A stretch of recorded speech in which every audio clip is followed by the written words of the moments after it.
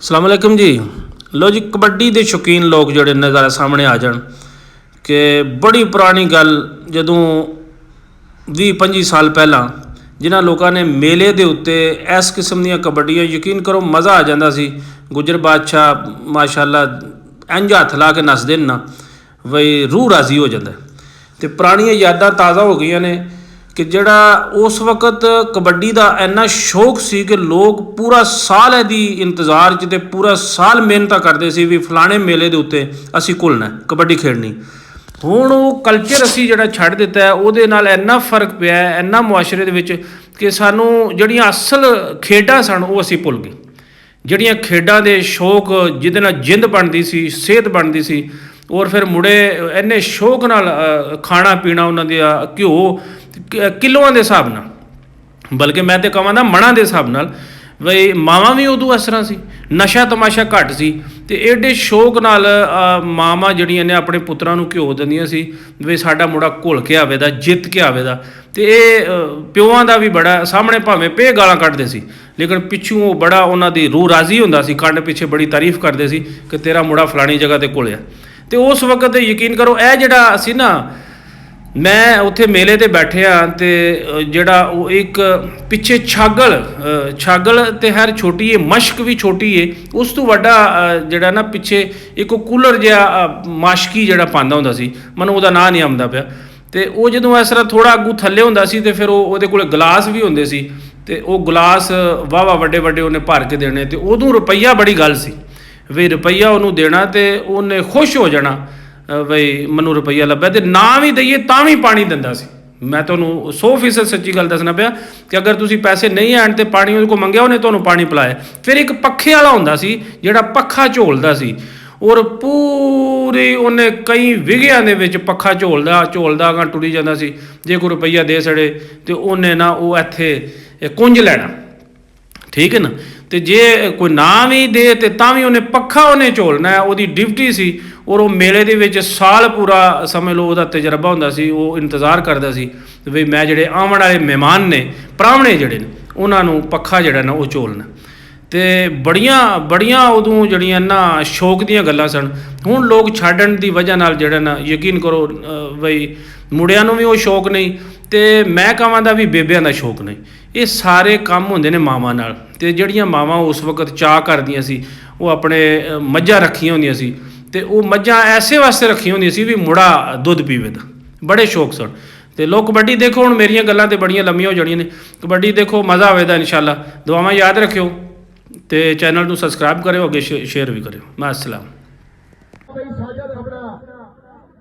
बिलावल इधर स्टेज पे आना, बिलावल कल्लू साजन कल्लू दा वीर चाचा अख्तर सिद्धू साहब वालों इनाम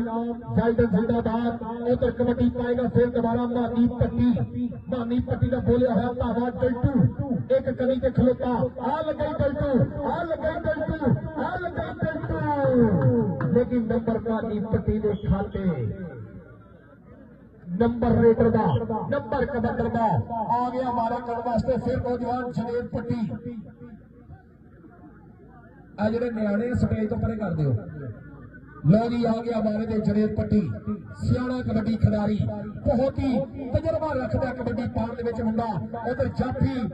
मंगी जट दे जनेब पट्टी हो सामने नंबर अपनी टीम ने खाते जोड़िया मुंडे ने कि मजबूर दियां मजबूरियां ने मारिया, राजे नूं हीर दियां चोरियां ने मारिया। कबड्डी पाएगा दानिश महरन दा पुत्तर पाडर दे लागे पिंड मुंडे दा फोटा बास मरोट वाला खिची वाला नंबर का इजाफा करके अपनी टीम के वास्ते। फिर कबड्डी पाएगा इधरों नौजवान असलान टारवा। आज के मेरे मौजूद मेहमान हैर दी सरजमीन ते पहुंचे सेठ Rafaqat चोदा, one and only the great personality तक्कर धावी 4x4 प्रमोटर शादू बड़ैच साढ़े रेफरी साहब दसणगे। डबल टच अंपायर का फैसला हतमी जी। अंपायर बहुत ही तगड़ा अज के दिहाड़े का नंबर जाफी का जी नंबर सटापर का चौधरी साहेब जमील साहब और सारे नाल ग्राउंड में मौजूद।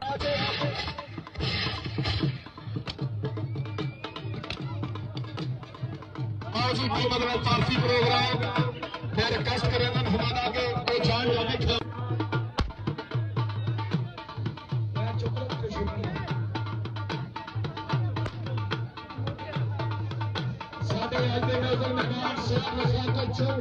आ गया कबड्डी पाने वास्ते इधर फिर दोबारा जनेद पट्टी इधर वेख फिर पट्टी की कबड्डी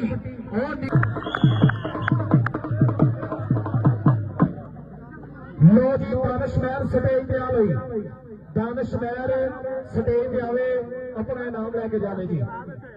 शेर रफाकत अली जोधा साहब वालों इस कबड्डी खिलाड़ी वास्ते इनाम जाएगा फाइटन जिंदाबाद बहुत ही तगड़ा आज के दिहाड़े का मुकाबला बहुत ही तगड़े प्लेयर आज के इस जमीन के उत्ते मैं चौधरी तसीम बनाई साहब का शुक्रिया अदा करांगा इधर वेख फिर बिलावल कल्लू ते साहब चीता नंबर चीते का नंबर रेटर का चल भी कबड्डी पाने वास्ते आ गया फिर मैदान के विच मानी पट्टी हासलपुरिया शेर हासलपुर का शेर मानी पट्टी नुक्कर दे विच चलदा है मुकाबला डल्टू हो आ लगा फिर अरसलान शाह ते मानी पट्टी दोवें तगड़े कबड्डी खिडारी दोवें सुपर डुपर दोवें तरनाट नंबर मानी पट्टी का नंबर हो गया रेडर का आ गया इधर बारे में जनेद पट्टी जी ओ जनेद पट्टी तेरे सदके जावा और तेरी खेल तो सदके जावा आजा पट्टिया तू भी पट्टी इधर आ स्टेज पे चाचा अख्तर जी अपने इलाके का मुंडा अपना पुत्र और मैं सदके जावा भाई जाला जी मुंडा बहुत सोहनिया गोलियां पा रहा शेर रफाकत अली जोधा साहब हाय हाय हाँ मैं सदके इधरों जाना शेर रफाकत साहब वाल भी शेर रफाकत अली जोधा साहब हर खिलाड़ी के उत्ते खिलार दिया मान सम्मान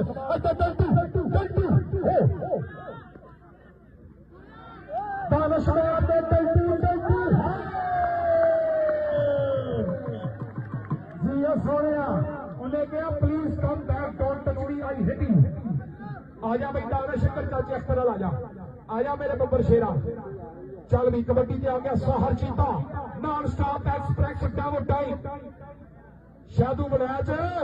तेरे एक जफे पे 1,000 रुपया शादू बनैच उनाई साहब लग जाओ नंबर रेडर का नंबर कबड्डर के खाते हैड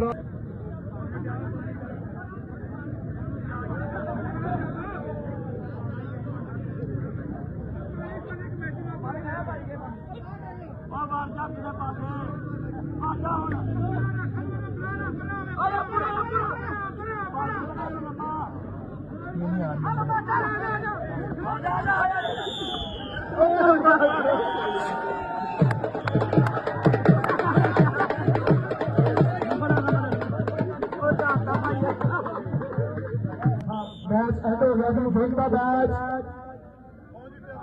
और सारे कबड्डी क्लब मैच विन का मैच और सारे कबड्डी क्लब जी 29-26 जी शेर रफाकत जोधा साहब